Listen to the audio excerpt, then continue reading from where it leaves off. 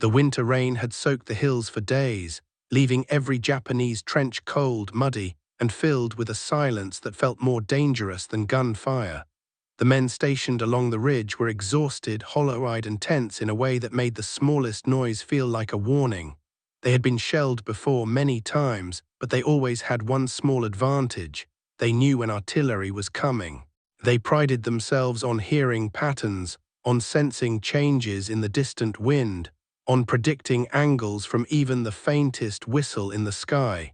It was part instinct and part discipline, drilled into them through countless hours of training. But now something had changed. For the last week, shells had fallen without pattern and without warning. No whistle, no time to run, no direction to brace for. Artillery came not in barrages but in single, impossibly accurate strikes, one shell for a bunker, one for a trench, one for a supply cache. The Japanese troops began calling them ghost shells because they appeared out of nowhere and landed exactly where they weren't supposed to land. Panic grew in the ranks. Rumors spread that America had developed a weapon capable of reading thoughts or predicting movement. Officers snapped at their men to focus, but even they could not hide the truth. Something was different. Inside one of the temporary American command tents miles away, a small group of artillery officers knew exactly what had changed. They had seen it develop piece by piece. They had watched the technology evolve from an experimental curiosity into a war-altering advantage. And none of them would ever forget the first time the radar operator called out coordinates before the enemy even realized they had been spotted. Radar. Not the kind mounted on aircraft for detecting incoming planes, not the early warning sets guarding coastlines. This was something entirely new, something designed to read the sky in a different way, to track arcs of steel instead of arcs of enemy aircraft. A system capable of detecting the exact point a Japanese shell left its gun barrel, tracing its path in real time, and calculating within seconds the precise coordinates of the gun that fired it. Counterbattery radar. A simple idea. A revolutionary effect. It meant that every time Japanese artillery fired, its position was revealed instantly, whether the enemy fired from a hillside, a ridge, a cave entrance, or a jungle clearing. It meant that American gunners could respond before the Japanese even reloaded. It meant the battlefield shifted from guessing to knowing. And the Japanese troops on the receiving end felt that shift in their bones. In the early days of the system's use, American commanders were unsure how effective it would be. Radar was still considered new and unpredictable, and nobody wanted to rely on it too heavily. But after the first successful demonstration, doubt evaporated. A single American radar unit detected 3 enemy shells fired from positions hidden behind a ridge. Within 23 seconds, U.S. artillery launched a counterstrike that silenced all 3 guns.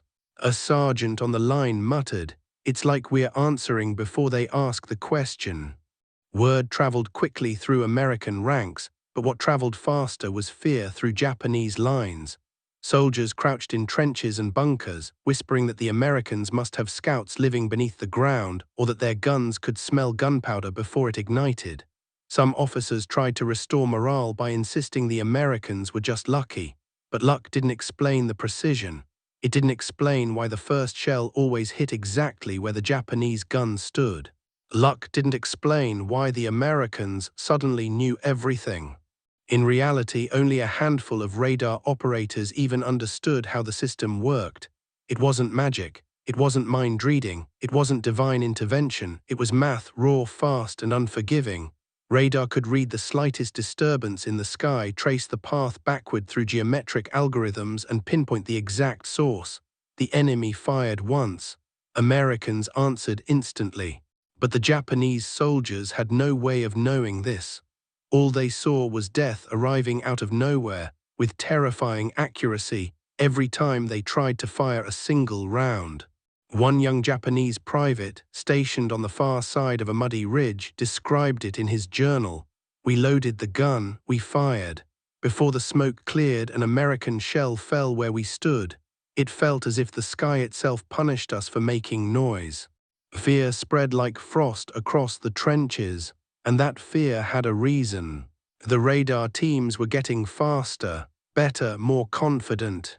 Inside the American command tent, a corporal sat with headphones covering his ears, listening to the faint electrical hum of the radar unit as it swept the sky. He didn't need to see the battlefield.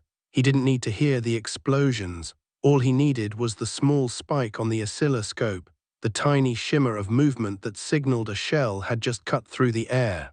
He called out coordinates calmly, his voice steady as if reading weather notes. Enemy gun position located. Grid reference 5173, ready counterbattery. The American officers repeated the coordinates, ordered adjustments, and fired.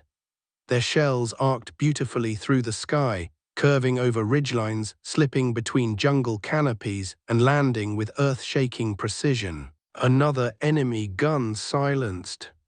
Another Japanese crew wiped out before they even had a chance to move.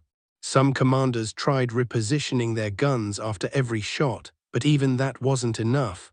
Radar locked them the moment they fired. Soldiers barely had time to remove the shell casing before an American strike came for them.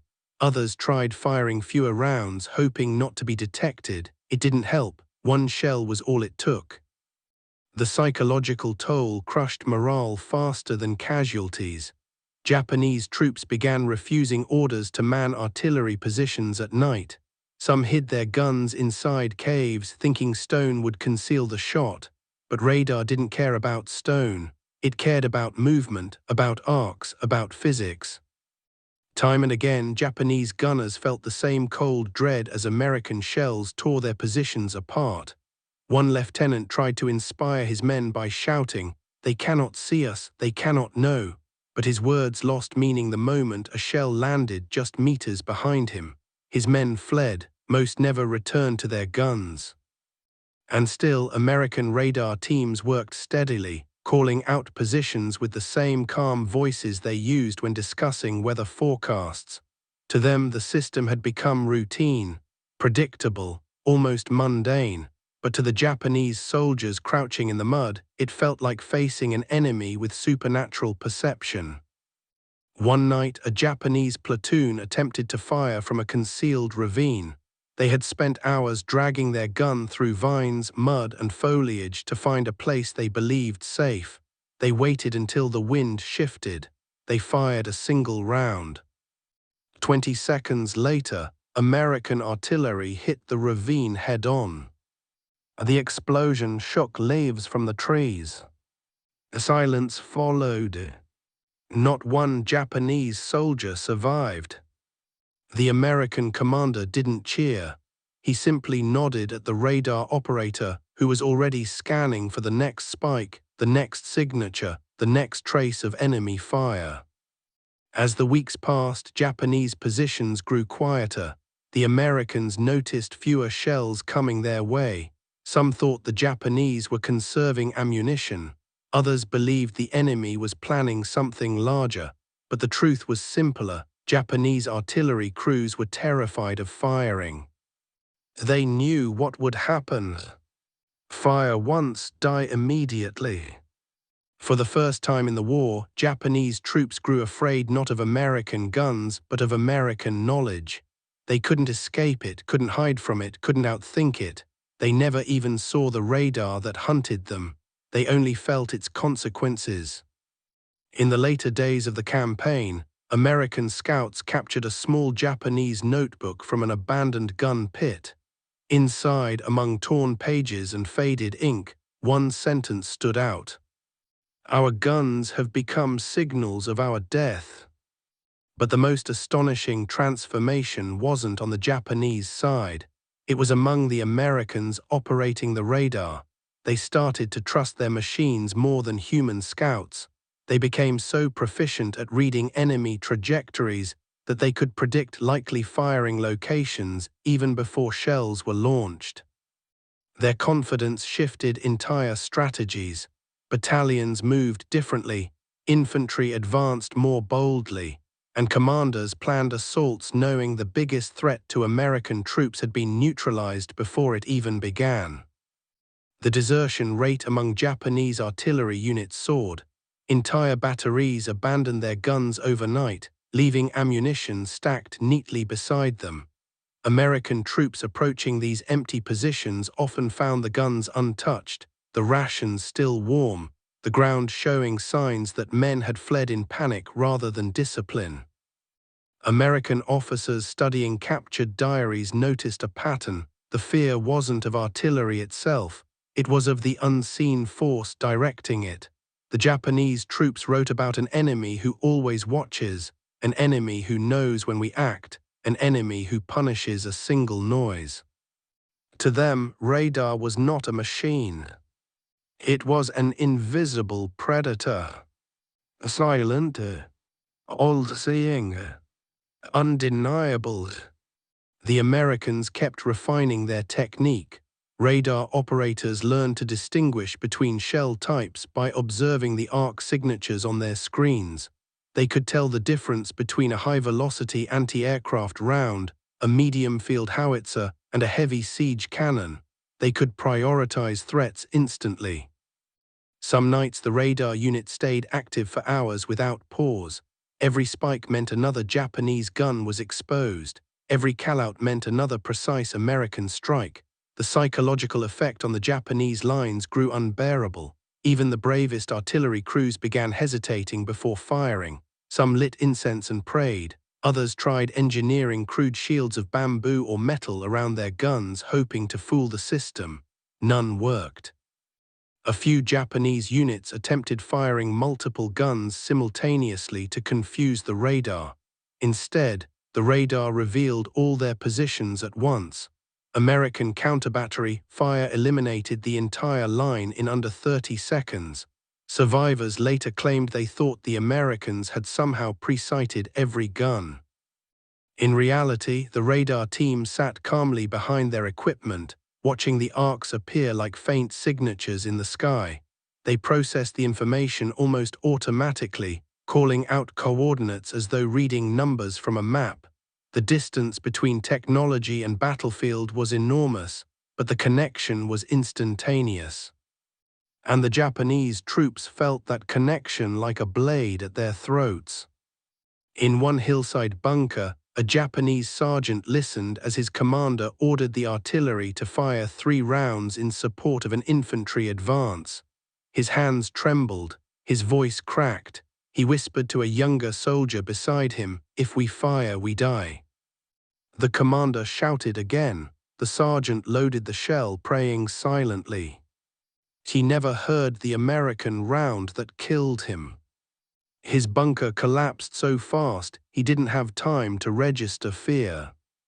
The infantry advance failed, not because of resistance, but because their artillery support refused to fire again. Officers tried to force compliance, but fear had eroded discipline faster than any order could repair.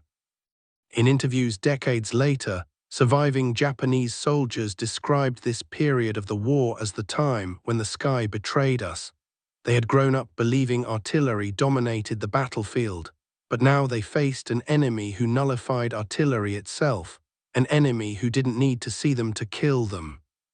And for the Americans, the radar became a quiet miracle, not a headline, not a loud innovation, a whisper of technology that shifted the war without ever firing a bullet on its own. A sergeant once joked, "It's the only machine that kills without speaking." But the radar did speak through the shells it guided, through the silence it forced on enemy lines, through the fear it spread across hills and ridges where Japanese troops once stood confidently at their guns. As the campaign pressed forward, American units encountered fewer artillery barrages. Japanese guns sat unused, rusting under rain and humidity. Some had shells still loaded, untouched for days. Others were buried under collapsed earth from earlier strikes. The Japanese soldiers no longer trusted the weapons that once formed the backbone of their defense. They didn't trust their officers. They didn't trust the terrain they hid behind. They trusted nothing, not even silence. The fear that crept through Japanese artillery units did not remain isolated.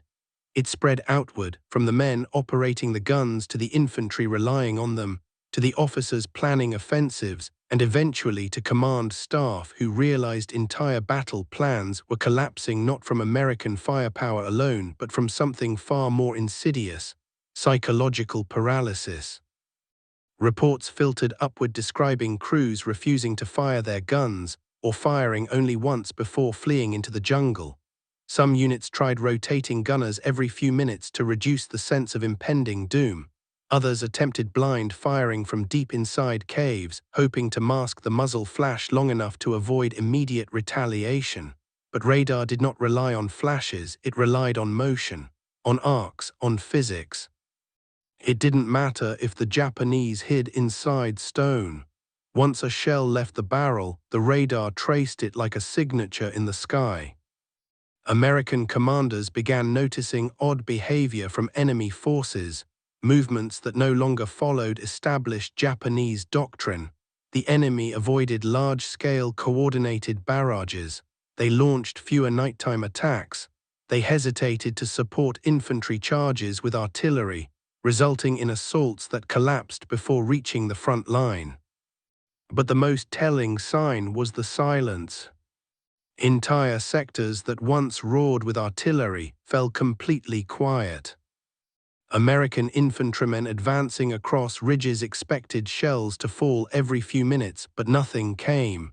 The eerie stillness worried some soldiers. They thought it was a trap. Scouts moved cautiously. Officers prepared for ambushes that never materialized. It took time before they realized what had happened. They weren't walking into traps. They were walking into collapse. One platoon advancing along a narrow valley approached what they believed to be an active Japanese artillery nest. The men hugged the sides of the ravine, expecting incoming fire at any moment. But when they reached the top, they found the gun positions abandoned. Tools lay scattered around, food tins remained half open, blankets were still warm. The guns themselves were untouched. A single diary entry lay near a fallen helmet, the ink smudged by rain. It read, "We fear the sound of our own firing more than the enemy." Nothing better captured the transformation happening across the front. Back at the American radar station, the operators worked with calm precision. Their equipment hummed quietly, the screen glowing faintly in the dark tent. To them, the work was technical, methodical, unemotional, but the effects of their calculations rippled across miles of battlefield terrain. One young radar technician named Samuel Keating could read trajectories with such speed that officers joked he must have memorized the sky. But Keating never joked. He understood the weight of what they were doing, even if he rarely showed it. Late one night, after the team had neutralized 4 enemy gun positions in under a minute, a lieutenant approached Keating and asked, "Do you ever think about what it feels like on their end?" Keating kept his eyes on the screen. "I think they fire once," he said quietly, "then they don't think anything at all." The lieutenant didn't ask again. As the technology proved itself, American artillery units adapted their doctrine. Instead of waiting for enemy barrages, they positioned themselves to strike instantly. Radar operators sat beside artillery commanders, their voices acting as the eyes of the entire division. The battlefield became a chessboard where American moves were made with perfect information, while Japanese moves were made in fear of being seen. Officers who studied terrain for decades suddenly found their strategies obsolete. Concealment once bought time, now it bought nothing. Surprise once offered advantage, now it guaranteed destruction. Some Japanese commanders attempted radical changes, trying to fire from underwater channels carved into ridges or from hollowed-out tree lines to mask the arc. Others used decoy guns made of bamboo and tar paper, hoping to divert American fire. But decoys didn't fire real shells, and only real shells created the arc's radar needed to see. So the Americans ignored everything that did not move through the sky. They saved ammunition. They improved accuracy. They dismantled Japanese artillery without ever seeing it with their own eyes. But the Japanese soldiers couldn't escape what they saw. They watched comrades die the moment they pulled a lanyard. They watched bunkers collapse before the smoke from their own guns drifted away. They watched officers order fire missions and then duck for cover like frightened men, knowing what would follow. And they watched morale disintegrate. One Japanese corporal wrote a letter to his family that was later found on his body. "We do not fear American soldiers. We fear their silence. We fear the moment after we fire, when death comes faster than wind." Even without understanding the technology, Japanese troops knew they were fighting an enemy who could see them without looking. Meanwhile, American units advanced steadily through terrain once considered impenetrable. Radar gave them confidence that every ridge, every bunker, every hidden gun could be neutralized before it caused real damage. Infantry units marched openly in areas that once required crawling. Engineers built bridges under daylight. Supply convoys moved along roads that had previously been death traps. All because artillery, the single greatest threat to ground forces, had been effectively blinded. But the transformation wasn't immediate. Early radar sets were bulky, delicate, and demanding. Operators had to calibrate them constantly, adjusting for humidity, wind, and atmospheric distortion. Some nights the screens flickered so badly they could barely distinguish arcs from noise, but with each passing week the teams grew more skilled. They learned to correct errors instinctively. They learned what false signatures looked like. They learned how to make the machine an extension of themselves. Keating especially grew attuned to the system. He could identify the difference between a mortar round and a howitzer shell by the shape of its trace. He could tell when a Japanese crew was adjusting their angle just by studying the speed of the arc. He even developed a sense for predicting when a barrage was about to begin based on subtle changes in firing rhythm. His officers trusted him more than any map, more than any scout, more than any plan. But Keating did not see himself as special. He saw himself as necessary. His fingers rested lightly on the console, eyes scanning for the faintest movement, a new arc, a fresh signature, a clue that another Japanese gun had fired. When the moment came, he called it out without hesitation. It was almost mechanical, almost routine. But on the Japanese side, nothing about it felt routine. During one nighttime bombardment, a Japanese artillery captain ordered his men to fire in staggered intervals to avoid detection. They obeyed reluctantly, knowing what might come. The first shell flew into the sky. Before the second could be loaded, American shells slammed into the hillside with terrifying precision. Dirt and rock cascaded over the gun pit. Men dove for cover. The captain shouted frantic orders, but his voice was drowned by another explosion. When the ground settled, only one man from the crew remained alive. He stumbled through the smoke, eyes wide, whispering, "They answered before we finished asking." American troops studying captured positions after the battle found this particular gun still aimed at the sky. The loading tray held a half-seated round. The crew never got the chance to finish the motion. Another diary entry found nearby contained just 4 words: "We cannot fire anymore." Those 4 words spread through Japanese units like an infection. Men who had spent years believing in the strength of their artillery now questioned whether firing a single shot was worth the risk. Some considered disobeying orders outright. Others begged officers to reconsider fire missions. A few officers resigned themselves to the truth: artillery had become a liability. One commander wrote in a final report, "Our guns offer no advantage, they reveal us, they betray us, the enemy sees everything." The Americans never intended to destroy Japanese morale with a single invention. Their goal was simply precision, efficiency, and survivability. But war is never contained to goals. It spills into the minds of those who fight. The Japanese artillery corps began experiencing symptoms normally seen in infantry under constant attack: shakiness, jumpiness, reluctance to take risks. Some soldiers flinched at the sound of their own gun crews loading rounds. Others froze when ordered to fire.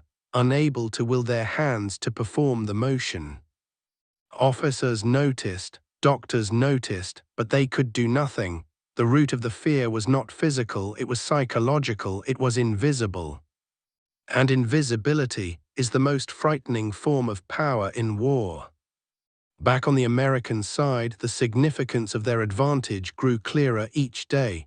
Radar didn't just help them win battles, it saved lives. Infantry units that once suffered devastating casualties from Japanese artillery now advanced with confidence. The number of wounded dropped, the number of dead decreased, the pace of the campaign accelerated. Coordination improved too.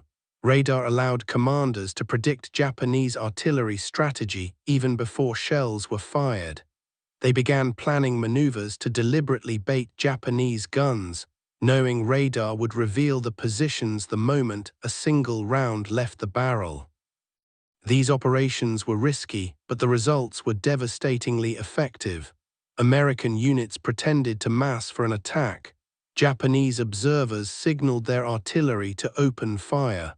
The moment they did, radar caught the arc, traced it back, and American guns obliterated the firing position.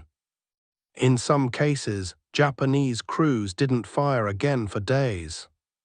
During one particularly intense battle, a Japanese artillery unit was ordered to hold back until the American infantry reached a choke point. The officer in charge hesitated. He knew radar would reveal them instantly, but obedience drove him forward. He gave the order. The crew fired 3 rounds. 10 seconds later, American counterbattery fire wiped them out completely. Their sacrifice achieved nothing. Their death served only as a warning to others. American troops moving through the area afterward found a message scratched into a fallen tree near the destroyed gun. It said, "We are seen in darkness." Every captured diary, every abandoned note, every whispered confession pointed to the same phenomenon. The Japanese artillerymen believed the Americans had mastered a form of detection beyond human understanding. Some believed it was sound-based, others believed it was tied to weather stations or supernatural forces. A few whispered that American soldiers had trained animals to detect cannon fire by smell. Desperation created strange explanations. But the true explanation, the radar itself, never occurred to them. They simply had no knowledge that such a system existed. By the time rumors reached Japanese high command, it was too late.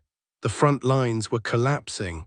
Artillery units were already demoralized, and the Americans had refined their use of the technology to such an extent that they could knock out entire artillery networks in minutes.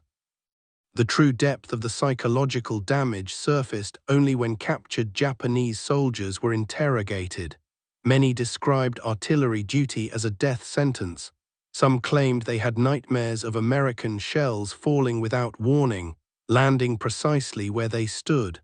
A few admitted they had avoided firing missions out of sheer terror. One soldier said, "It felt as if the Americans could hear the moment our heartbeats changed."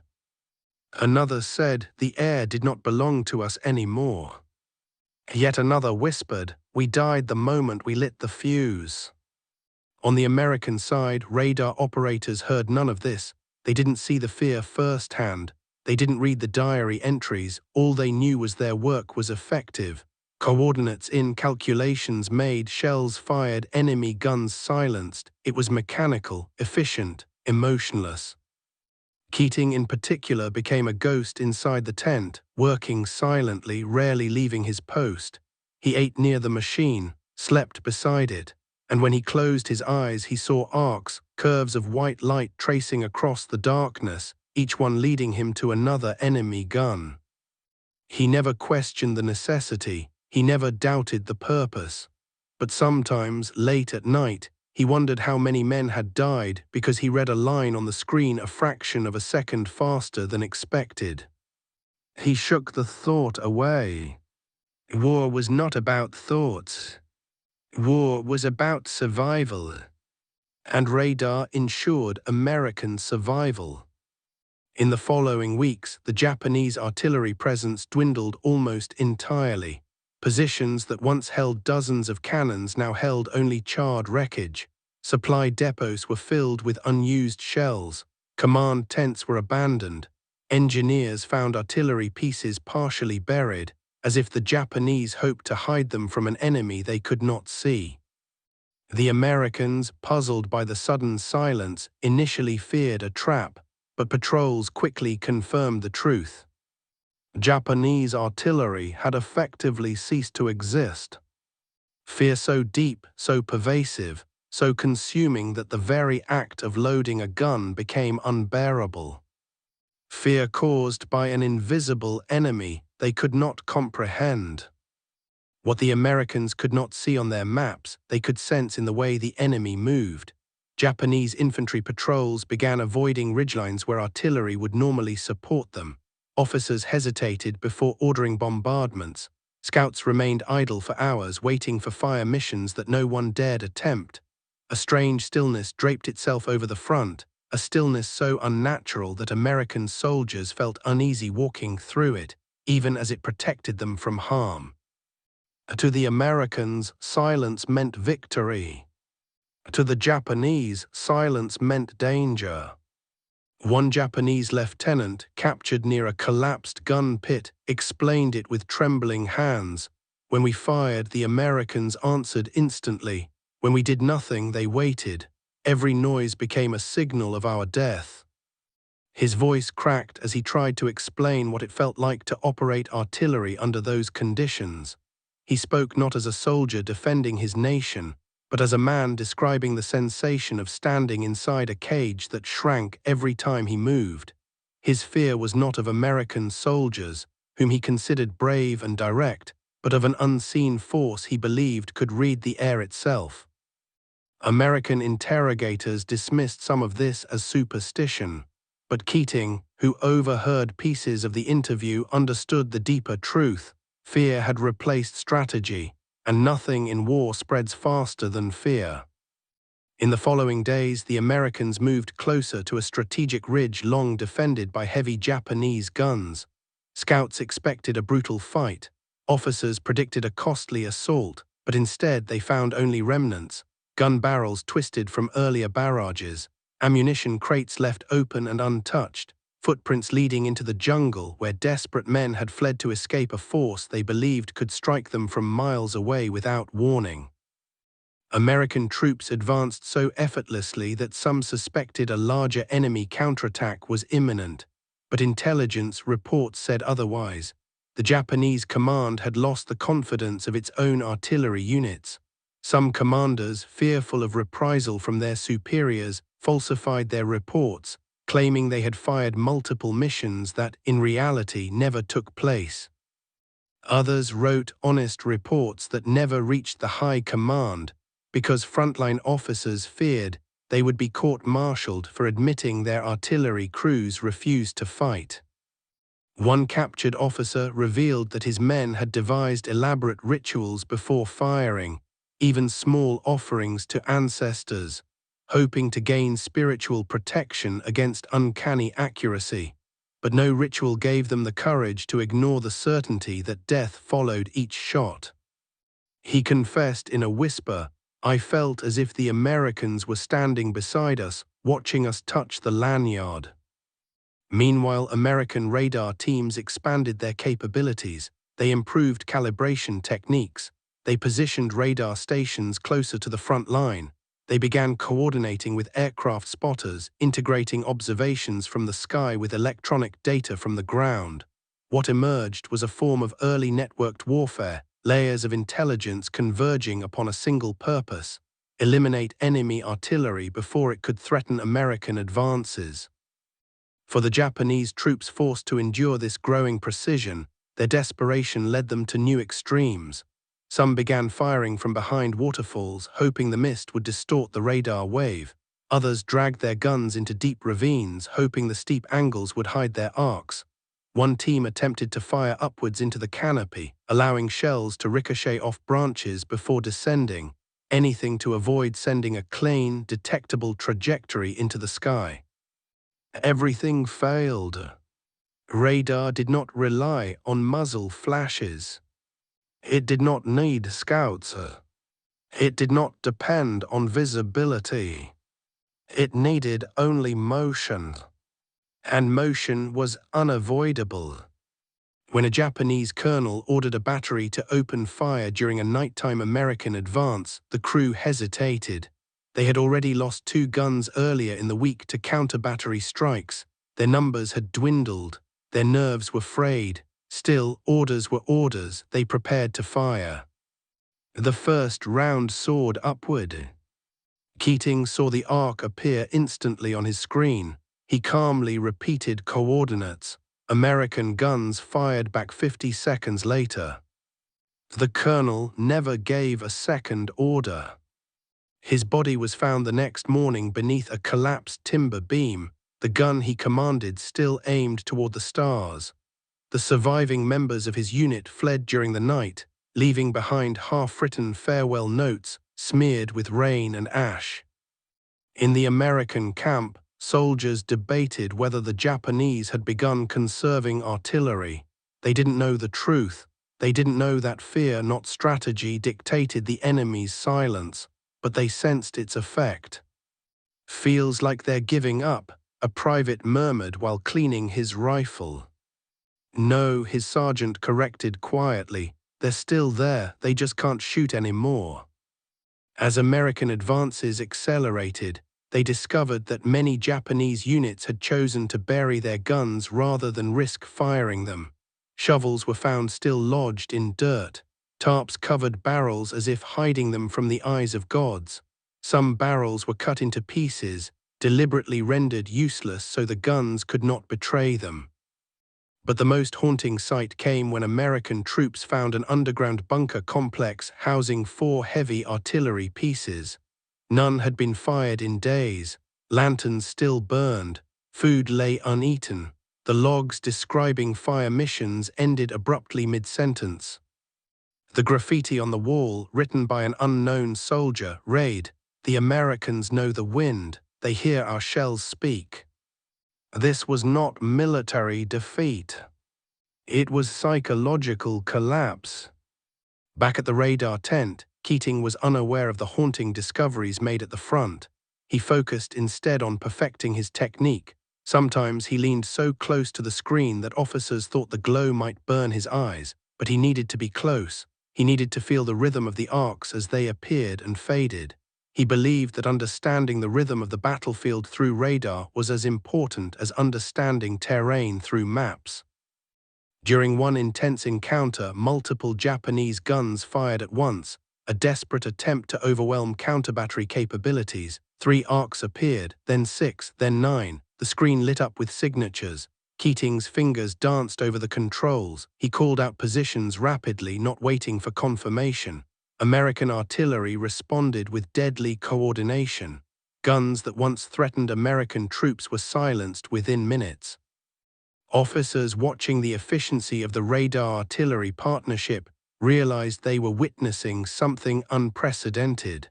The battlefield no longer belonged to the side with the loudest guns. It belonged to the side with the best information. Still, Japanese commanders refused to surrender their positions easily. Some units tried moving artillery constantly. They fired from one spot, then sprinted through the jungle to the next. But the moves took too long. Radar needed only seconds to pinpoint the location. By the time they reached their new firing point, American shells were already inbound. Others attempted to fire from extreme angles, trying to flatten their arcs, but radar read even the smallest curvature. Attempts to fire smoke screens before bombardments failed as well. Smoke did nothing to block the path of a shell. In desperation, a few Japanese units attempted to sabotage the American radar stations. Small teams infiltrated behind American lines, searching for the mysterious technology causing such devastation, but they found nothing. Radar teams were heavily guarded, and the units were tucked away in terrain that disguised their presence. The infiltrators never returned. Finally, one Japanese commander made a radical suggestion: cease all artillery operations unless absolute necessity demanded otherwise. But necessity was a shifting concept. Infantry needed artillery support. Defensive lines depended on overlapping fire. Commanders expected bombardments to deter American advances. The contradiction hung over every decision. Fire and die, or do nothing and be overrun. It was a poisonous choice, and the poison seeped deeper. During a particularly fog-filled morning, an American patrol approached another abandoned artillery nest. This one was more elaborate than others, featuring well-built bunkers, reinforced walls, and camouflaged observation posts. It should have been a formidable position. Instead, it was silent. American soldiers entered cautiously, weapons drawn, expecting ambush. But they found only a handful of abandoned helmets, footprints leading away from the site, and a note pinned to the bunker wall with a spent bullet. The note read, "We cannot shoot, they always know."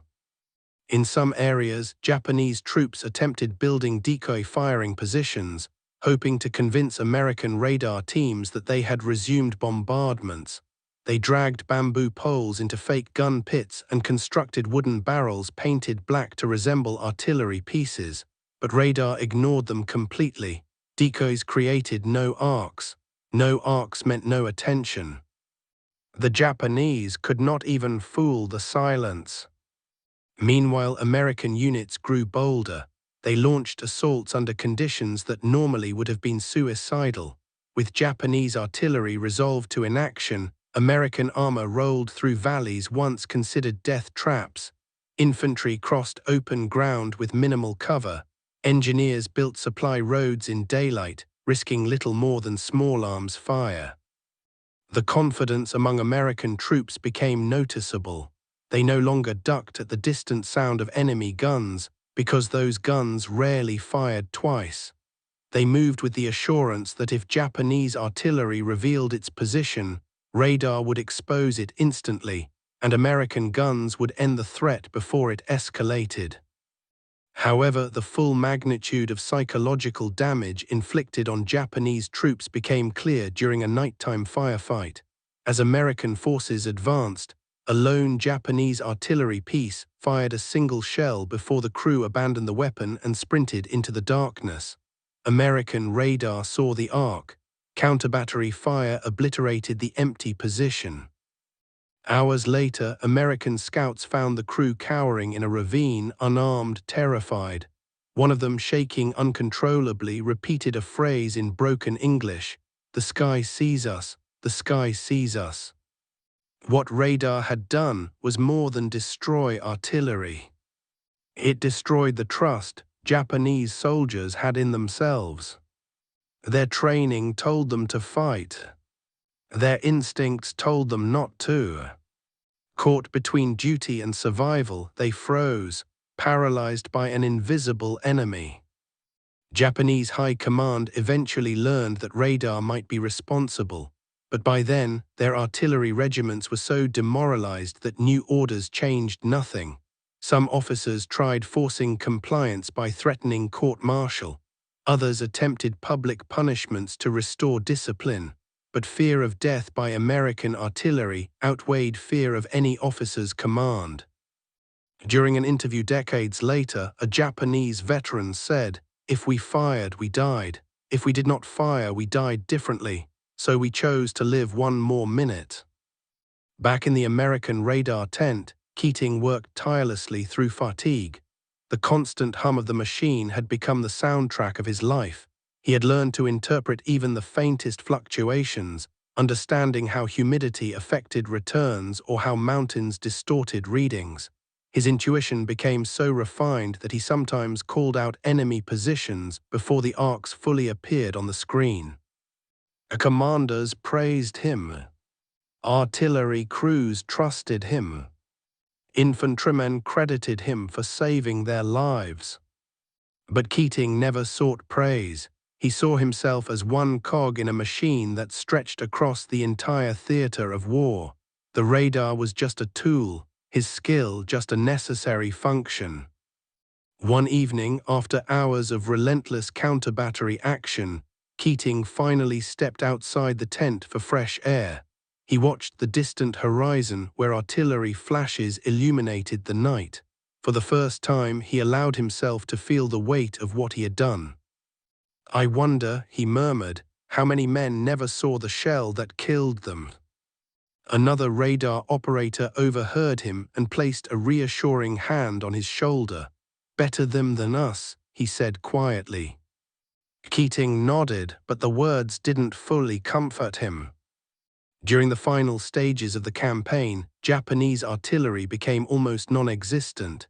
Even when American forces approached well-fortified positions, they encountered only sporadic fire, one shell fired in desperation, followed by immediate evacuation. Some Japanese soldiers refused outright to operate artillery. Others sabotaged their own guns to avoid punishment for failing to fire. One American unit, advancing along a forested ridge, found dozens of artillery shells buried in the ground, as if the Japanese troops had hoped to hide the very tools of their trade to avoid being forced to use them. It was a sign of complete collapse. And yet the Japanese infantry continued to fight with ferocity, using ambushes, caves, and close-quarters tactics. But without artillery support, their efforts lacked coordination. American forces simply had too much momentum, too much confidence, too much technological advantage. Radar had removed the largest obstacle to American advances, the fear of unseen shells. On one of the last days of the campaign, Keating sat at the radar console watching an unusually quiet screen. Hours passed without a single arc. The silence felt heavy. Officers began to suspect the Japanese had finally run out of artillery completely. But Keating knew better. "They haven't run out," he said softly. "They're too afraid to fire." His commanding officer nodded slowly. "That's the best outcome we could ask for." The war moved on. Radar continued to shape battles. And when the fighting ended, the radar units were packed up, their screens dark and silent. Many operators, including Keating, returned home, never fully understanding the enormity of what they had accomplished. Years later, historians analyzing captured Japanese records would discover just how deep the psychological damage ran. They found journals filled with fear, orders left unfulfilled, entire artillery companies disbanded not by command but by collective paralysis. They found testimony that described radar not as a machine but as a presence, an unseen watcher that punished any attempt at resistance.